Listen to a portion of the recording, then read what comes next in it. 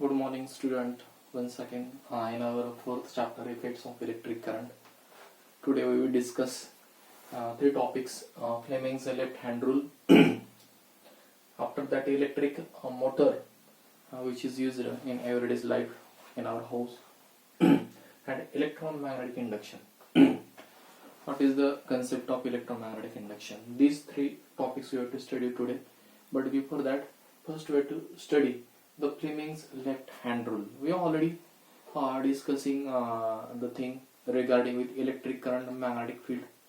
But another parameter also, the force is acting on the current carrying conductor. Okay. So current carrying conductor, the force is acting on current carrying conductor, magnetic field, and also the electric current.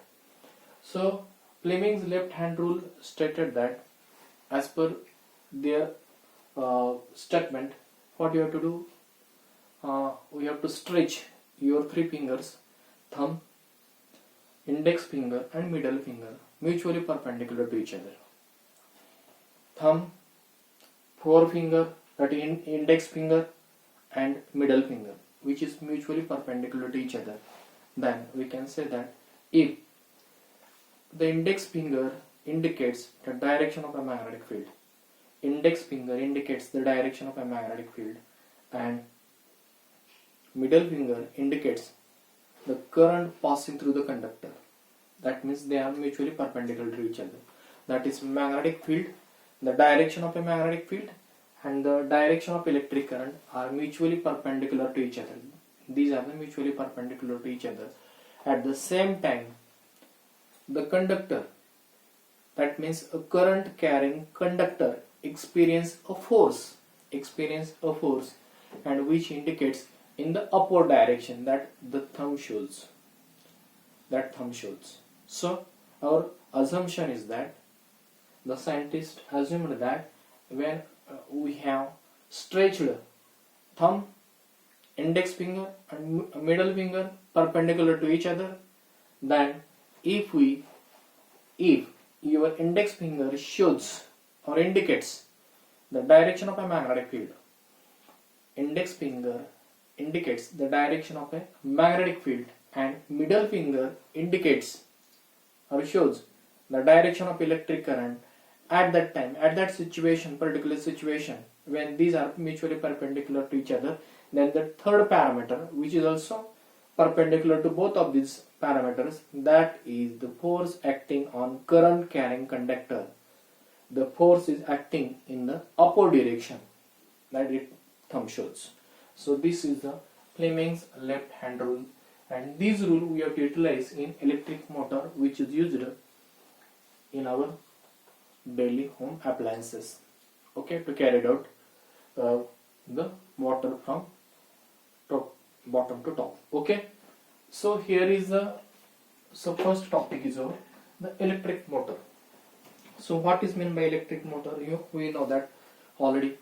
Law of conservation of energy. Energy is neither created nor destroyed. It is transferred from one form to another form, and all the energy in the universe remains conserved.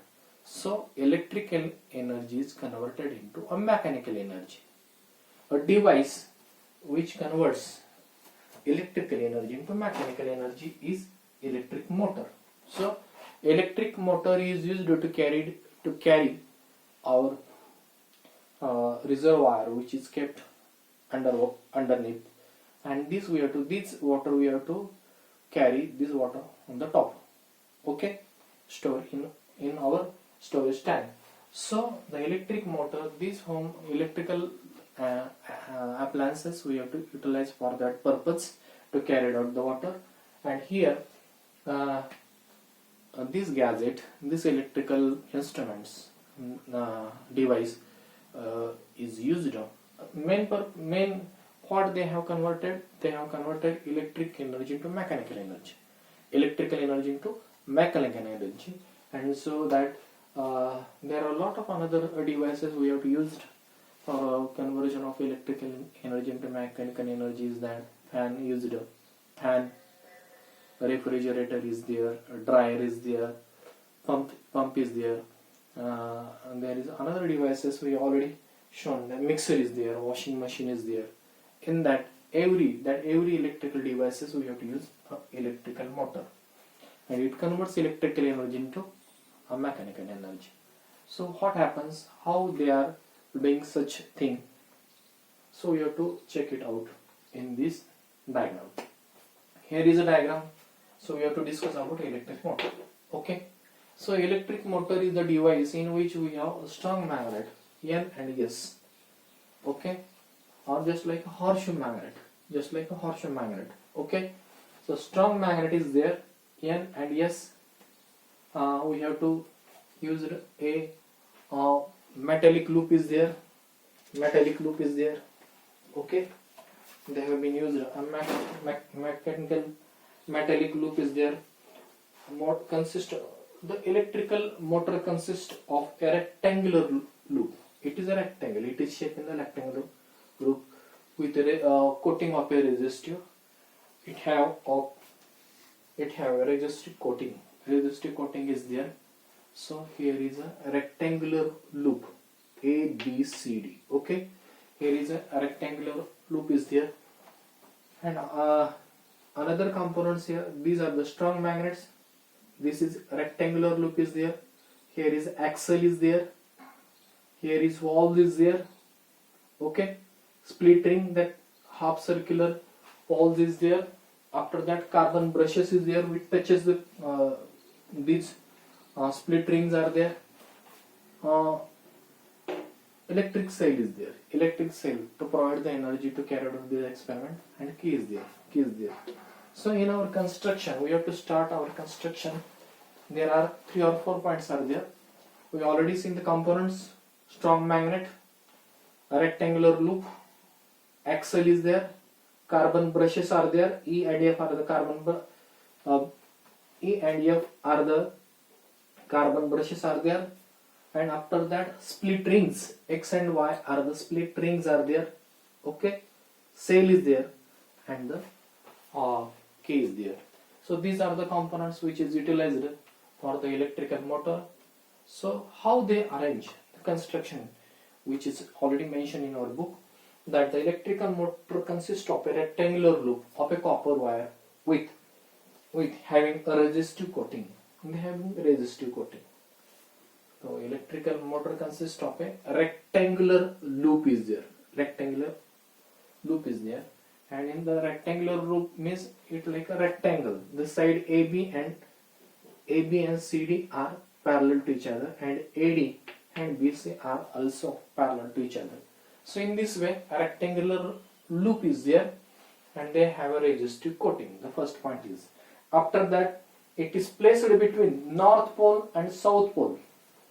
This rectangular loop is placed between the North Pole and South Pole in such a like that its arms AB and CD are perpendicular to the magnetic field. These arms are such a way that branches AB and CD are perpendicular to the direction of a magnetic field. Direction of a magnetic field. So arm AB and CD are perpendicular. These are perpendicular. The magnetic direction is such like that, and these are such like that. So these are the perpendicular to each other. These are the constructed thing. Okay. After that, they have told us that the 2 ends of loop are connected to the 2 walls X and Y of the split ring. These 2 loops are connected to the X and Y to the split rings. Split rings are there. Split rings are there. These are the split ring X and Y. Okay. X and Y. These are the split rings are there. Semicircle. Okay. Semicircle. And these loops, the ends of these loops are connected to this. Okay. These are doing that. The 2 ends of the loops are connected to the 2 holes X and Y of the split ring. After that, they told us that the 2 holes of the rings have resistive coating. 2 holes of a rings are resistive coating in inner surface. In inner surface, when they are connected to the axle, there is a resistive coating to the split rings, and outer surface these are inner surface and are tightly fitted with the axle. Resistive coating is there. Split ring have a resistive coating. They are fitted with the axle. They are fitted with the axle. Okay, I think you understand. And that the ends of the rectangular loop is connected to the split rings, that holes, and the inner surface of the split rings are resistive. They are resistive coating in inner surfaces and they are tightly fitted with the axle. They are tightly fitted with the axle. Okay. And the last one, the two holes of a split rings X and Y connected to the, they have connected, connecting to the surface in contact the carbon brushes. Okay. These circular rings or split rings are connected to carbon brushes, which can provide say electric current to it. Okay, and so that they are passing through just like that. Okay, so in this way, the whole construction is they have been aligned, and after that now we have to discuss about the working or the functioning, how the function is going on, how these are carried out this experiment. Okay, so in this experiment what we have to do, we have to switch on the key. Okay, the electric current flows from positive terminal via this way. Okay, through this carbon brushes are there, E and F are the carbon brushes are there. From this it goes towards the split rings are there, and via split rings they are passing through the branch A to B. Okay, when switch on the circuit, the electric current is passing through in this way to the carbon brushes E, and in this way to the carbon brushes F. Okay, so carbon brushes connected with a split rings, and split ring is connected to the ends of the rectangular loop. Okay, ends of the rectangular loop, so that the electric current flows from A to B, and which is perpendicular, which is the direction of a magnetic field is such like that. Okay, N to S. Okay, and electric current is from A to B, such like that. Okay, so that what happens is that by using left hand thumb rule, we know that the direction of electric current, okay, the direction of electric current from this side to this side, the direction of a magnetic field from this side to this side, so that the direction of force is such like that, from upper side to lower side. So upper side to lower side, so it goes downwards. Side AB, the branch AB goes downwards. At the same time, when current passing through B to C and from C to D, the direction of current reverses. Okay, the direction of current is exactly opposite to that of AB. The direction of current is here is such like that, and the direction of current in the CD is such like that. So the branch CD is move vertically upward direction, and branch AB is move vertically downward direction. Okay, so that this frame is turned such like that in anti-clockwise direction. This frame is moves in the upward direction, that is anti-clockwise direction. Okay, after the half rotation, what happens? This side, this split rings in contact with the carbon brush E. This split ring is contact with a carbon brush E, and so that the current is flowing from D to C, from this side, from D to C. Okay, the current flow is in the D to C, and magnetic direction in this way, so that CD or DC, the branch DC goes downward pull, and AB is in the upward pull. So in this way the process continues, and uh, these split rings rotate the axle. These split rings rotate the axle which is fitted to it. The inner coating, inner surface is resistive coating, and outer surface which is connected with electric brush, and which is in every half rotation it is contact. The split rings, these holes are in contact with the electric current which is passing through it, so that every half rotation the direction of current changes, and they are moving in one direction. They are moving with one direction in the anti-clockwise direction. Okay, so these are the working which are they have mentioned there. These are the working they have mentioned there. In every, they have told us the current in the loop is reversed in each half rotation, and the loop and the axle continue to rotate in the direction in the anti-clockwise direction. So here is a working is there. So we have to finish this part. Okay, electric motor, and the last one, the electromagnetic induction. On the page number 55, diagram 4.10, force acting on current carrying conductor in the presence of a magnetic field. We have already seen that topic. When we place the current carrying conductor in a strong magnetic field, such a way that they are mutually perpendicular to each other. When current passes in this direction and magnetic field is in this direction, then we can easily see that there are some sort of force is acting on a current carrying conductor. The conductor which carry the electric current, when placed in a magnetic field, he experiences a force. This conductor experiences a force, and this force is in which direction? We have to find out by Fleming's left hand rule. In this way, this is the direction of a magnetic field, this is direction of current. At that time, the conductor experiences force in vertically upward direction, so that this is called electromagnetic induction. If instead of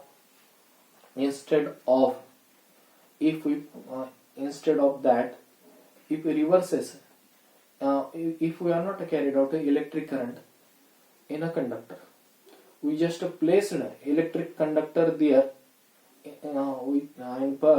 perpendicular to the direction of a magnetic field, and if we rotate the conductor, and at that time we can easily see that there is electric current generated in a conductor.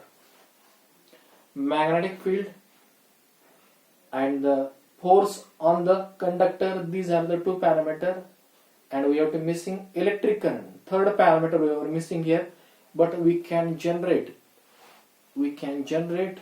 the electric current in the path by rotating or moving the electric conductor. By moving the electric conductor, we can, in a magnetic field, or we can keep stationary a conductor and moving a magnets are there. That is, magnetic field are not moving without keeping it stationary. We can easily find that there is a electric current generated in a conductor, and this phenomenon is called, this process is called electromagnetic induction. We know that dynamo used in old retro time, in old days. The dynamo is there. In the dynamo, conductor is moving in a strong magnetic field. At that time, there is a induction. There is induced current is produced there. There is current is induced there, and which can be produced in such a way that in a strong magnetic field, electric conductor is placed. If it rotates or it moves, it changing the magnetic lines of forces. That at that time, when the change in the magnetic lines of forces, then current is generated, and this is called electromagnetic induction. That is called electromagnetic induction. So in this way, three topics are there. Fleming's left hand rule is there, electric motor is there, and electromagnetic induction is there. These are the three more important or basic things we have studied today. So in the next lesson we will discuss about the galvanometer and related topics with surrounding it. Okay.